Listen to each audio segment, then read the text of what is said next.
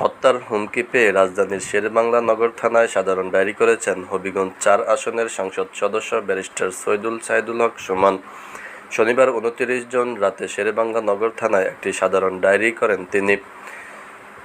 চিঠিতে ব্যারিস্টার সুমন উল্লেখ করেন, গত ২৭ জুন ঢাকায় অবস্থানকালে রাত আনুমানিক ২টার সময় আমার নির্বাচনী এলাকার চুনারুঘাট থানার ভারপ্রাপ্ত কর্মকর্তা তার সহকারী মোবাইল থেকে আমার হোয়াটসঅ্যাপে ফোন করে জানান যে আপনাকে হত্যার জন্য অজ্ঞাতনামা একটি শক্তিশালী মহল গত ৩ দিন আগে ৪ থেকে ৫ জনের একটি টিম নিয়ে মাঠে নেমেছে।